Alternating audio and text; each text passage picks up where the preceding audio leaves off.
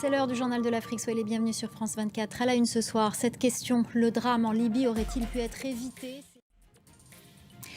La Libye meurtrie par des inondations dévastatrices causées par la tempête Daniel. Il y aurait des milliers de morts et de disparus. Le bilan reste difficile à établir en raison de l'ampleur des dégâts, mais aussi à cause de la crise politique dans ce pays divisé.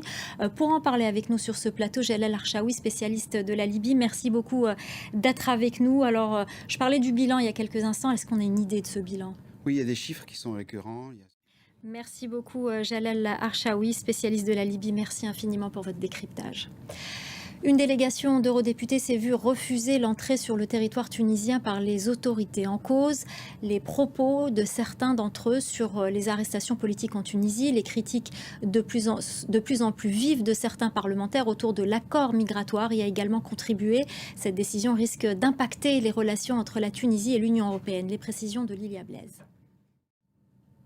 Près d'une semaine après le violent séisme au Maroc, les autorités du Royaume ont décidé d'intensifier leurs efforts. Cette grève sans précédent au Gabon, elle concerne la zone économique de Libreville. Nous vous l'annoncions hier soir, l'envoyé spécial des Nations Unies au Soudan a démissionné, déclaré persona non grata par la junte du général El-Burhan.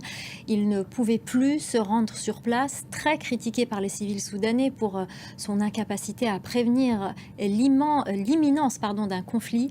Il a livré un dernier discours au Conseil de sécurité des Nations Unies. Bastien Renouille, notre correspondant dans la région, revient sur cette réunion.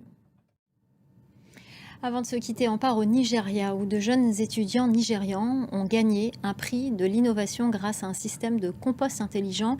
Ils font partie d'une nouvelle génération qui met la technologie au service de l'agriculture. Clarisse Fortuné. Voilà, c'est la fin du journal de l'Afrique. Restez avec nous, l'info continue sur France 24.